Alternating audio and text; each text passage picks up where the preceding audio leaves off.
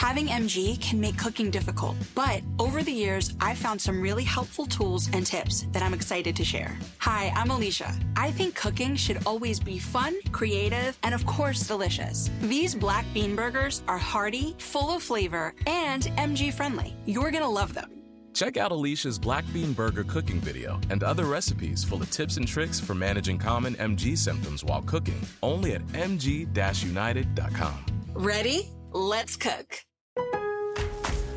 On the job, every minute counts. That's why Lowe's now has ProBlock Quick Dry Primer, expertly manufactured by Sherwin-Williams. Engineered for pros to dry fast and go on smooth for virtually flawless results that keep your job moving. It's available in oil and water-based, and getting it is easy. Order online by 2 p.m. and get free same-day delivery right to your job site. Lowe's, we help, you save. Orders placed after 2 p.m. will be delivered next day. Valid in select zip codes. Subject to driver availability. More terms apply. Criminology is a true crime podcast that may contain discussion about violent or disturbing topics. Listener discretion is advised.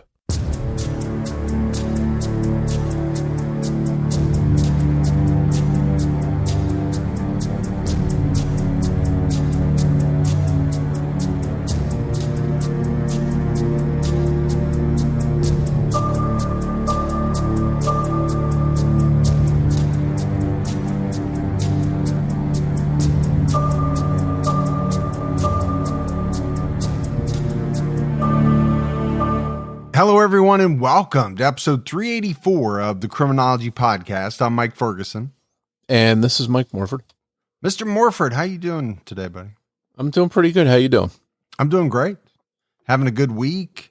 I have eaten my fair share of candy since, and this happens almost every year, right? We never know how many kids we're going to have. So my wife and I, when we go to the grocery, we end up buying way more than what we should because, you know, you don't want to run out of candy, right? You don't want to be that person who has little kids coming to the door and you either can't answer the door or you have to answer it and say, oh, by the way, we're out of candy. So we always end up buying a bunch and, you know, it never goes to waste, but we sit around eating it. That's the bad part. Well, that's the bonus. And it's probably a good thing that you have it because, you know, we don't give out candy because we live in a road where there's no trick-or-treaters. So we don't have any here, and I've got to scrounge some off the kids, and they're not big on giving up their Reese's, which is the only thing I'll eat if I eat anything. So it's a little bit tough for me. Yeah, kids don't like to give up their candy at all. Let's go ahead and give our Patreon shout-outs. We had Laura Western, Alex Hovis, and Lisa Anderson. So that's some great new support. We really appreciate it. Yeah, thank you so much for that support. It really helps us out. For anyone else that would like to help support the show, head over to patreon.com/criminology to get started. And we just wanted to give everyone a reminder, CrimeCon is going to be a real big event this year. We're talking Las Vegas big, and it's going to be here before you know it. Yeah, CrimeCon's happening May 29th through the 31st, 2026. It's taking place at Caesars Palace in Las Vegas. And this is the second time it's been held in Vegas. The first time was absolutely a blast. If you've been to CrimeCon Vegas, you know how much fun it was. And if you've never been there, this is the one that you want to go to. You don't want to miss it. I mean, we're talking Las Vegas after all. And as always, Morf and I will be on Podcast Row, saying hi to everyone, taking photos. It's just really having a lot of fun. And of course, we'll have our annual joint Criminology TCAT meetup with listeners. Yeah, if you're going, we'd love to help you save a few bucks in the process. So just use our promo code Criminology at checkout when you purchase your badges at crimecon.com. And that's going to save you 10% off standard badges. We hope to see as many of you there as possible. So now that we have all of that out of the way, let's jump into this week's case. And wow, we have a really big one for you. It's not only a notorious and infamous case, but it's one that takes place abroad. We're heading to Italy this week to talk about the Monster of Florence. This case is getting a lot of attention thanks to a new Netflix movie of the same title from 1968 to 1985. A series of Lover's Lane attacks happened in Italy, leaving several dead young couples. The killer in this case has commonly been referred to as Italy's Zodiac killer. But frighteningly, this killer had far more confirmed victims. than Zodiac. Like Zodiac, the killer was never caught, but there are some very strong suspects. And as you'll hear, there's a mystery within a mystery, as these crimes are somehow linked to a case in which the killer was caught and went to prison. We just want to give credit to a Reddit user, Rico Canonese, who's very well versed in this case and did an excellent write-up on it, which we use for some of the source material. To tell this story properly, we're going to have to jump around in time a bit, but we'll try to keep the story on track. As Mike mentioned, this case was never solved, and the investigation is still open today. There could be more victims we don't even know about or haven't connected to this group of cases yet. We'll start in the summer of 1981.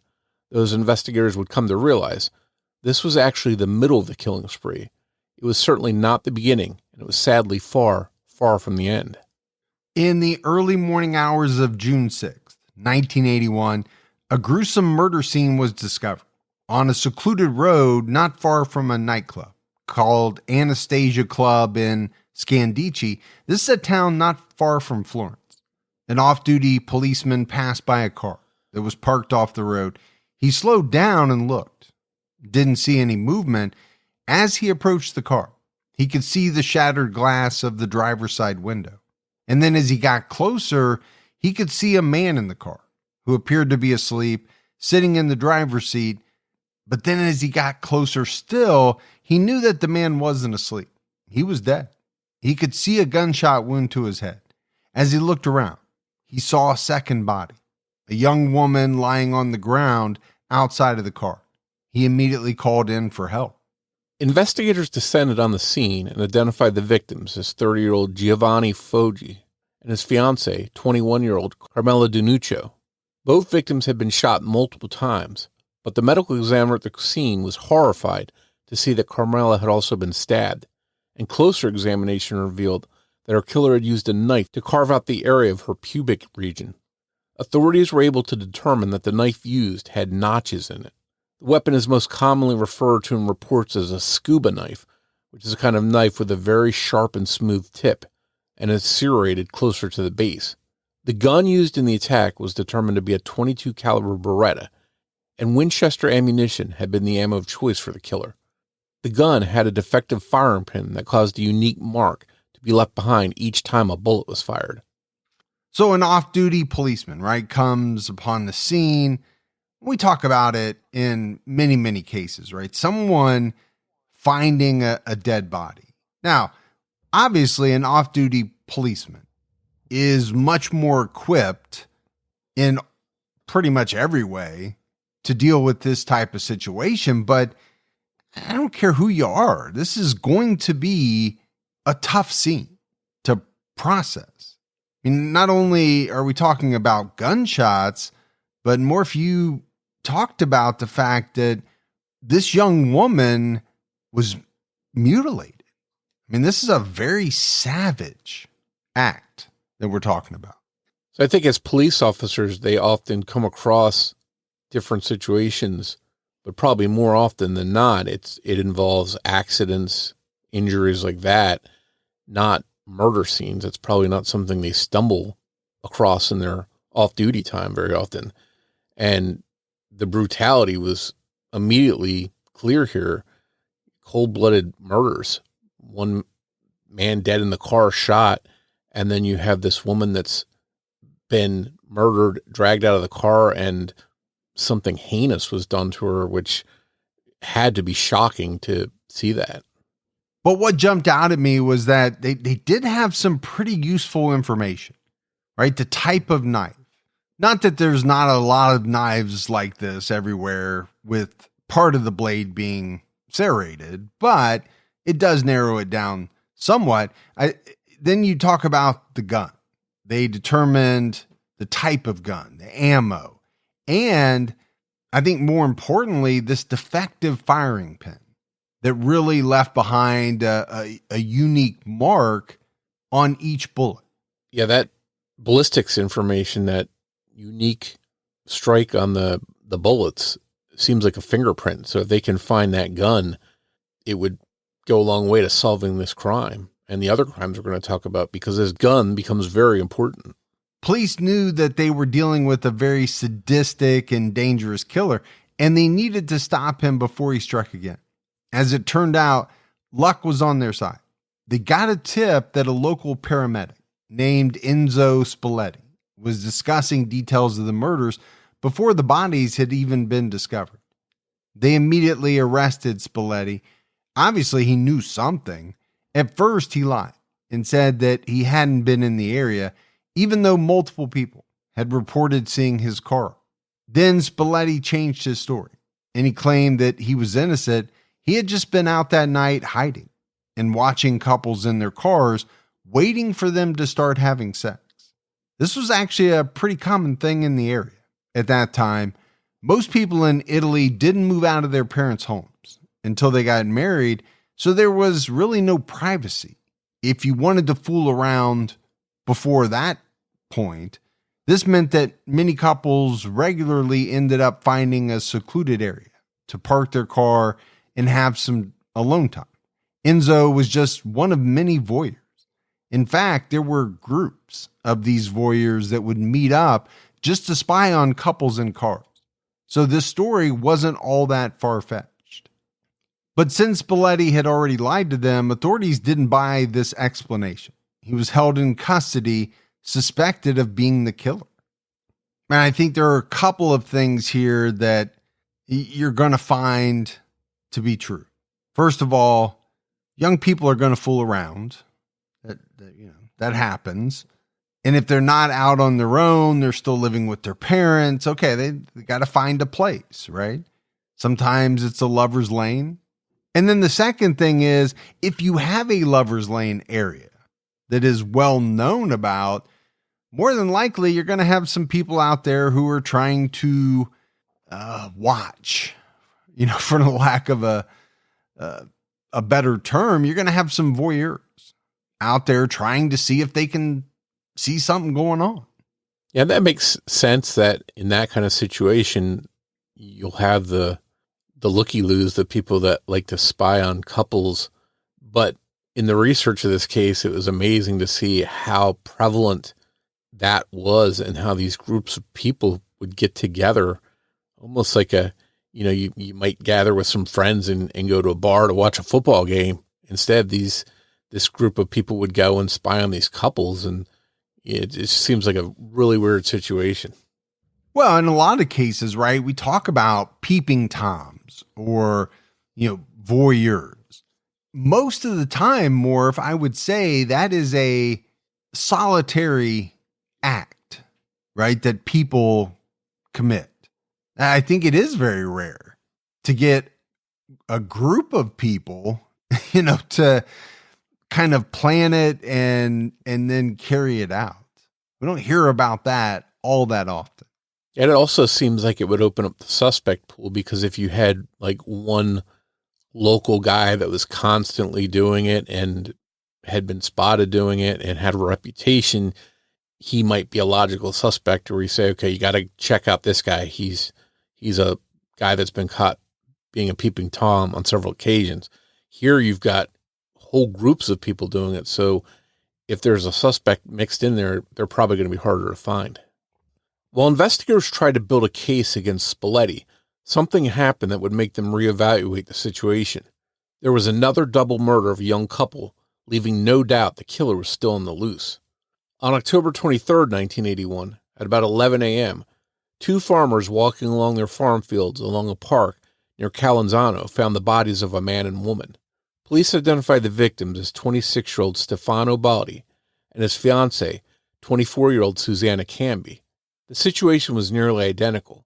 The killer had shot them both and also mutilated Susanna's genital area in exactly the same way that Carmela's had been. The gun used in the crime was revealed to be the same one that had been used in the previous attack. This time, investigators found a couple clues. One of them was a size 44 boot print in the mud, which is the equivalent of a U.S. size 11. They also found a small red granite stone. Some reports describe it as a pyramid, while others say it was of a hexagonal shape.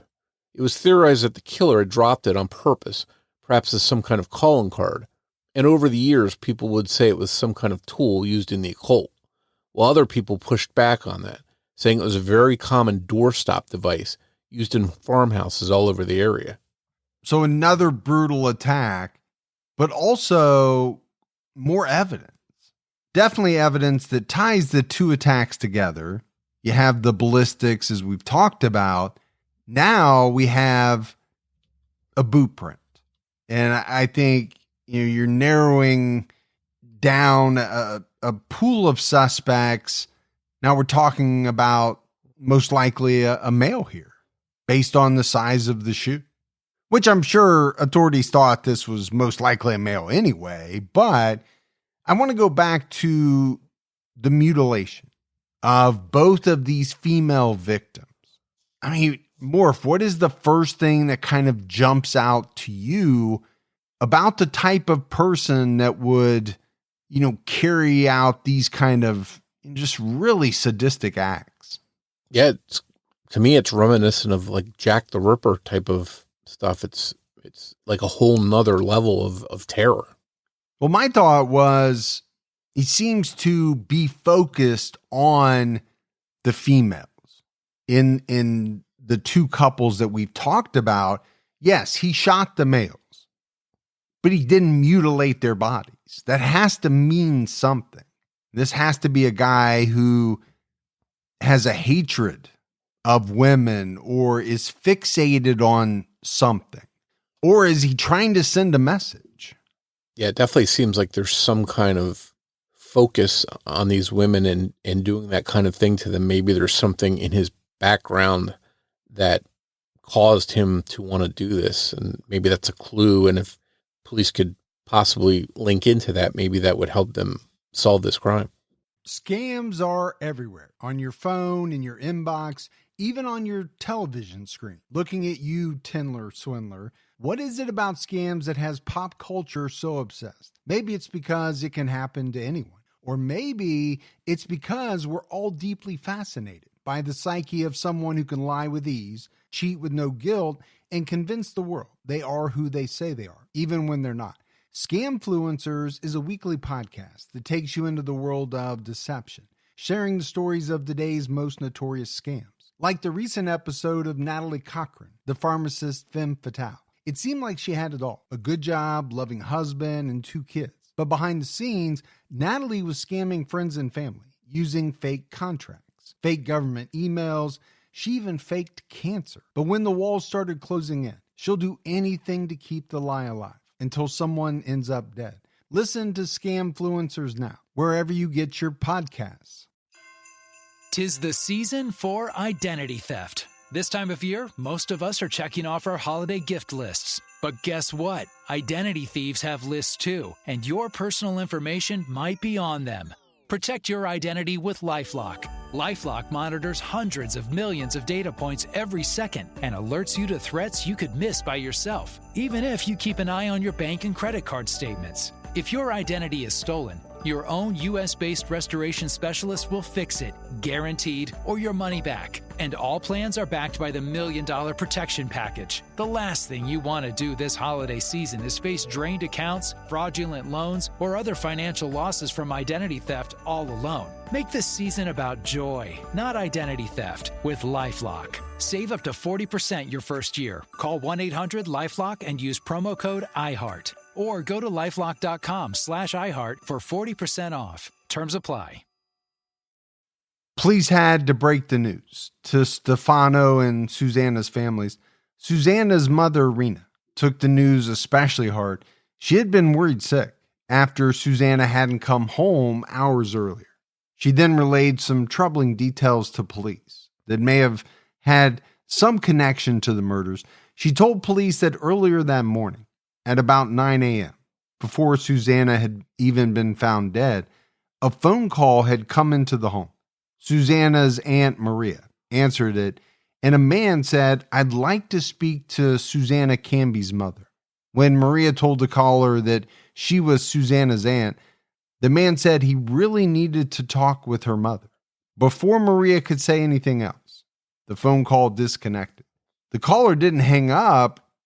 Rather, the line went dead, and it was later found to be a short circuit of some type in the phone line. The man never called again. Maria said the man's voice was clear and polite with no regional accent. The mystery call wasn't the only disturbing thing Susanna's mother told police.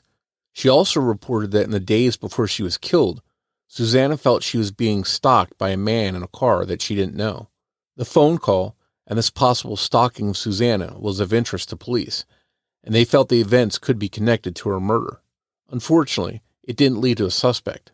One thing that Susanna's murder did do was clear Enzo Spalletti, who had been in custody for almost 3 months. He couldn't have killed Susanna and Stefano, made the call to Susanna's mom, or stalked Susanna leading up to the murder, so police had to release him. They did catch a possible break. A witness came forward who had seen a mysterious man very close to the area where Susanna and Stefano were murdered. They were able to give a detailed description of the man, which resulted in a sketch being created. You can find the sketch online. It's the most well-known sketch in this case. It seems to reflect a man who's around 40 years old, balding or with a receding hairline. Police distributed the sketch hoping someone would recognize the man and ID him, but no one did. So no one wishes for an additional murder or additional murders in a series, but I'm telling you, more if this guy Enzo Spalletti might have, because I feel like this is what probably saved him. Yeah, being in police custody sort of gives you an airtight alibi in this kind of case. But I do want to go back and talk about this call. I think you can look at it a couple of different ways. Obviously, it can look ominous, knowing what later happens to Susanna. But is it? I don't know. I mean, what this person said is pretty innocuous, right? I'd like to speak to Susanna Canby's mother, but when she later is found dead, then obviously it takes on a different tone. Yeah, especially coupled with the fact that she told her mom that a strange man she didn't know was stalking her, following her in a car. I think it's hard to dismiss that when she's found dead just a couple days later. All that stuff sort of comes back as, okay, we've got to look at this and consider this as being connected to her death. It was now clear to investigators that they were dealing with a serial killer, though they had never dealt with anything like that before. It just had to be the same person. It was that obvious. Detectives decided to dig into old case files to see if they could connect any other unsolved murders to their current investigation. And they came across a case that matched the MO in these attacks perfectly.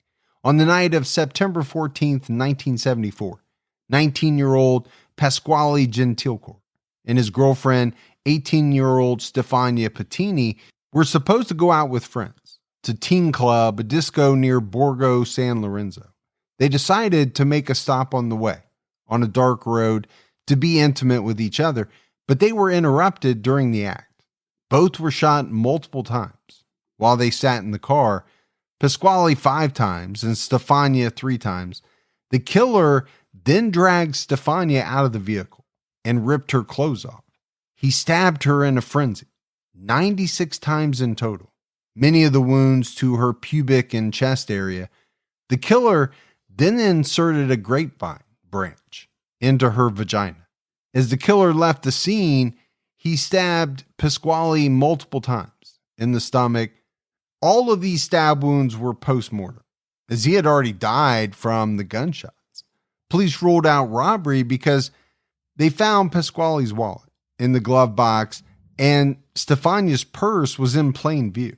Ballistics would show that the gun used in the crime was a .22 caliber Beretta. As investigators in the 1981 murders read through the reports in Pasquale's and Stefania's case, they knew in their gut that this double murder had been committed by the same man they were currently hunting. A comparison of ballistics confirmed their suspicions. The same gun had been used in the 1974 and 1981 murders. The killer had been active for more than half a decade. This did nothing to ease the fear the public had. There had been someone who committed a gruesome double murder, stabbing someone nearly 100 times, just walking around free, and now they were killing again. Police and the community anxiously awaited on edge for the next attack, but they hoped it wouldn't come. Unfortunately, it did. And I think, the first murders that we talked about, that would be enough to rile up any community. I mean, that is really going to set people on edge, right? There's a killer out there. Then comes another double murder. That is going to increase the panic, right, on the part of the public. Now, when you find out that this person had been doing this for years, I think it goes off the charts, right? I mean, my question would be, how many people has this guy killed? I mean, how many more are they going to connect that we don't know about yet? And they haven't caught him. I mean, you talk about fear. I feel like this is one of those things where it would really set the public on edge.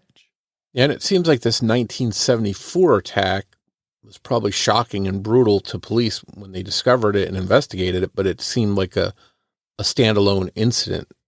Probably, maybe they thought it was a case of jealousy or something like that, a lover's, a crime of passion, something like that.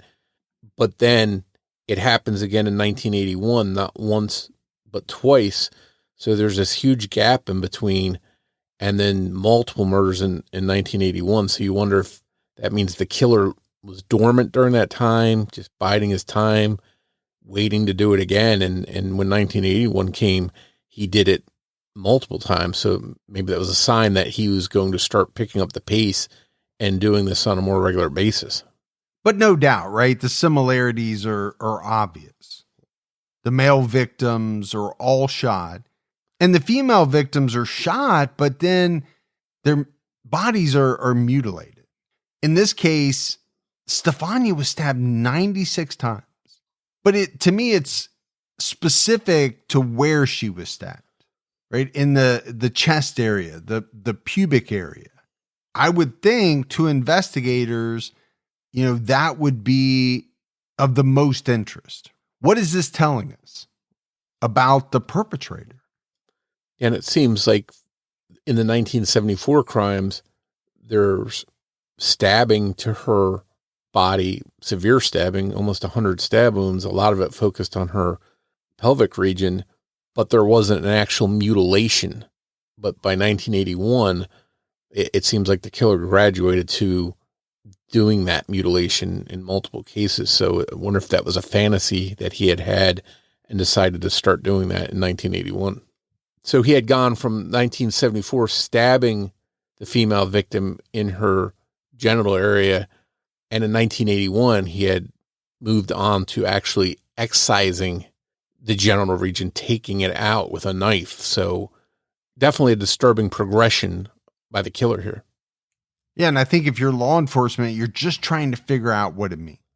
Is this a person who hates women, has a bad past with women, and that's why he's so focused on the female victims?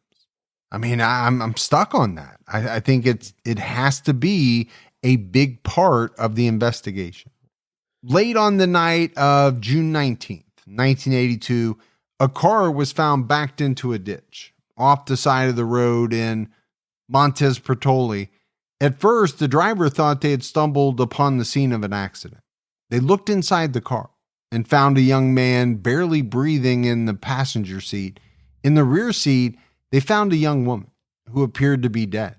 Luckily, the area had a lot of traffic moving along it that night, so help was summoned and an ambulance and the police arrived rather quickly.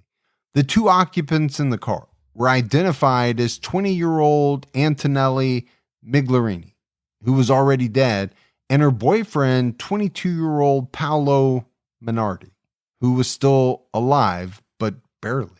To the shock of EMTs on the scene, Antonella and Paolo weren't the victims of an accident. They had both been shot multiple times. Paolo was unconscious, losing a lot of blood, so he was rushed to the hospital, and Antonella was left in the back seat. Investigators knew what they were dealing with. They knew this was the work of the killer who had earned the moniker, the Monster of Florence. But things hadn't played out as the monster had planned this time. Antonella hadn't been removed from the car or mutilated. Police theorized that the monster had approached the couple after they had just finished being intimate, and that he had been spotted by them. As Antonella struggled to get dressed in the back seat, Paolo threw the car in reverse and tried to back up and get away when the monster opened fire on them. Paolo had been struck 3 times, and Antonella died instantly after being struck twice. The car rolled in reverse until it struck the ditch alongside the main road. Due to the location of the car so close to the road and the unusually heavy traffic that night, it was thought that the monster abandoned his plan to drag Antonella out of the car to mutilate her. Police found some important witnesses who had passed by that night. They saw Paolo's car in a normal parking position on the other side of the road, not far off the main road. Those who knew Antonella noted that she was well aware of the Monster of Florence, and that being on that less secluded road and not pulling too far off of it were decisions made to try to stay safe. Maybe she and Paolo felt that if they were very close to the main road, they wouldn't fall victim to the monster.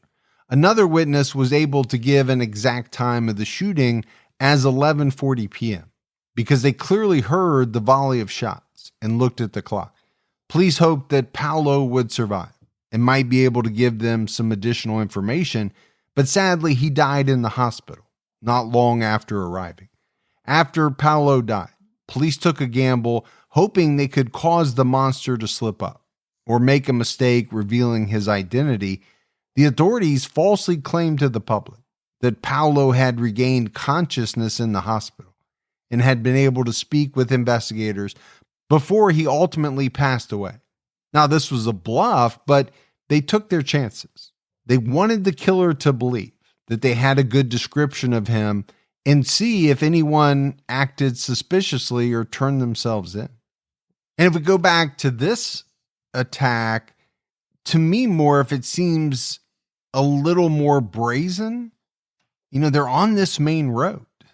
There's quite a bit of traffic. I feel like the killer is taking more of a chance of being spotted. And then there's the additional information that they must have gotten at least a view of this person. They must have thought something was wrong because Antonella was, trying to get dressed. They were scrambling. Yeah, the fact that he was able to at least try to get away and put the car in reverse and try to take off shows they had some kind of notice that something was about to happen, and it obviously scared them, but unfortunately they weren't able to get away. But you mentioned that the monster seems to be taking more chances here. He's attacking closer to the road. So maybe there's a compulsion that he couldn't stop himself, but where he did control himself was once their car, landed in that ditch, he did avoid going up and pulling her out of the car, even though he probably wanted to, because he was probably wary of all the traffic that was passing. And it might be possible that he would have been in the process of dragging her out or mutilating her when someone passed upon the scene and their headlights might have shined right on him. So he was able to control himself and not do that.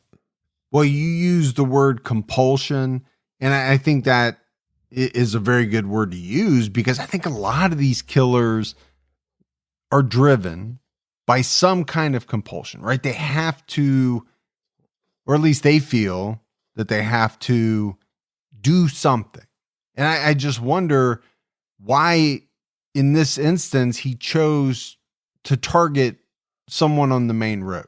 Was it because, he was out looking, couldn't find someone who was secluded?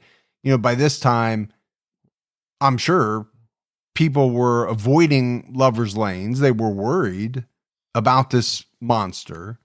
Maybe he just wasn't able to find the scenario that he was looking for and felt as though he had to act.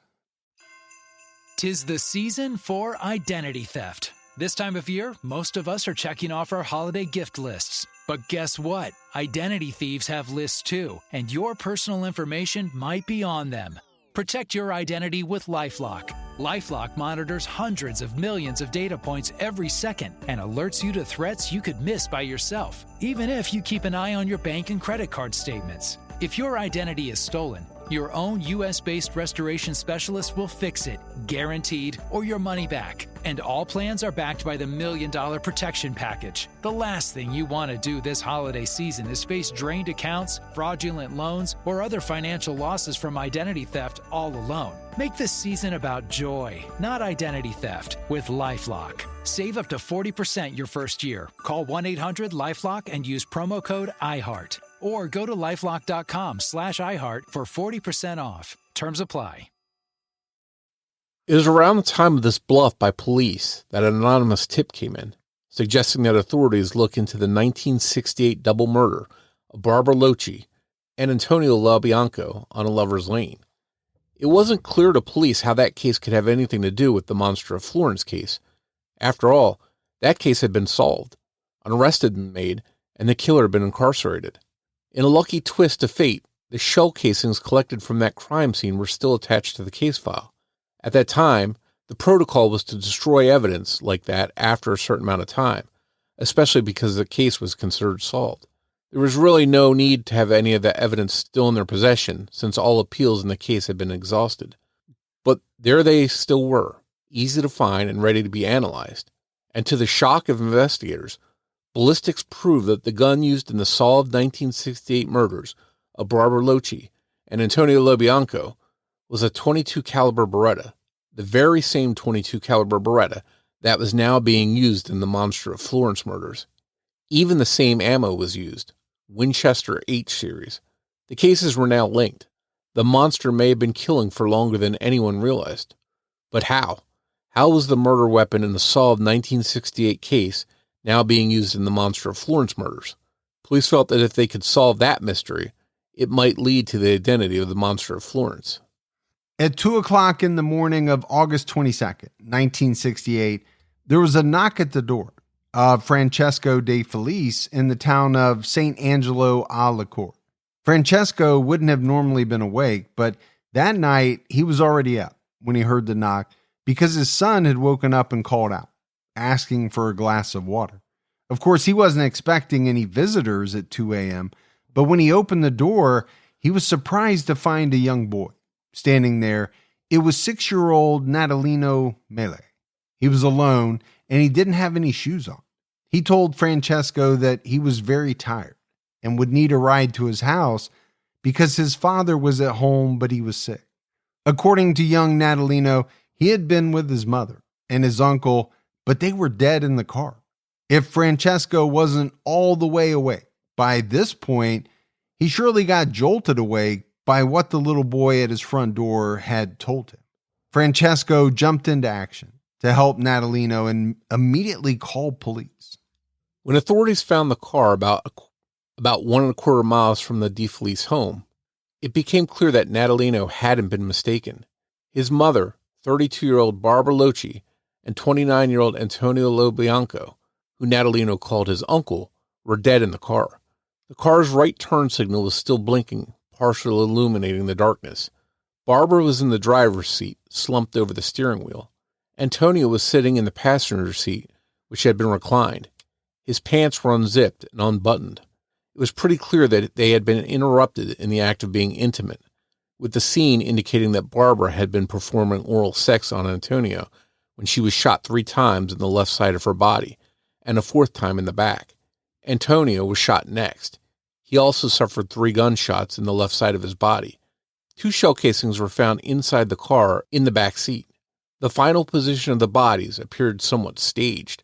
Whoever killed Barbara also pulled her off of Antonio's lap and back over into the driver's seat after she was dead. And no doubt, right? This was a strange crime right from the beginning. You had a little boy showing up barefooted at someone's home in the very early morning hours, and he kind of casually spills this story of how his mom and uncle were dead in a car and that his dad was homesick. Investigators need to figure out what had happened and who was responsible. They hoped that Natalino's father, Stefano Mele, could shed some light on what had happened. Investigators found Stefano, Barbara's husband, odd from the very beginning. Despite the late hour, he was already wide awake when they went to inform him that Barbara had been killed. Barbara and Antonio were last seen alive the night before seeing a late showing of Akai Tenshi at the movie theater in Signa. Natalino wasn't seen with them, so he was likely already asleep in the car. He slept through the murders, which may have saved his life if the killer didn't realize he was there. The affair between Barbara and Antonio wasn't really a secret. Many people close to them knew about it. In fact, they often would take Natalino out with them, which is what they had done on this fateful night. So we have another double murder, but we have some added elements to this one. This is not just, a young couple fooling around in the car. It seems like, there's an affair going on here. And Barbara, is bringing along her son. I mean, it's pretty scandalous, I think, or would be seen that way by people in the community. Yeah, it's pretty brazen. The affair seems like it's out there, not really kept secret. Even Natalino calls Antonio his uncle, and they go out on a date having this affair, and he just tags along with them. So it seemed like it was pretty out in the open. Based on what Natalino had told police and witnesses, they believe that after the movies, with Natalino asleep in the back seat, that Barbara and Antonio decided to pull over on a secluded road to be intimate with each other. They were attacked, and their killer either never saw the little boy sleeping in the back seat, or he did see him and spared his life. After waking up from the shooting, Natalino left the car and went for help. But investigators didn't believe Natalino's whole story. They didn't believe he could have walked all that way in the dark, especially on such a rocky road with no shoes on. His feet would likely have been cut or scraped up. When he stuck to his version of getting to the DeFelice home, one of the detectives told him that if he didn't start telling the truth, they were going to walk the road again that night. It was then that Natalino changed his story and said that a man had given him a piggyback ride. In some of the versions, he mentioned his father or an uncle. It changed a few times. Police felt that Stefano had murdered his wife and her lover out of jealousy and revenge, and then carried his son safely away from the scene, coaching him on what to say when he knocked on the DeFelice's door. And my thought, Morf, is, how could they not look at Stefano, right? That would make a lot of sense to investigators. We know the spouse of a murder victim is often responsible. And in this case, it was clear that Stefano was aware of his wife's infidelity.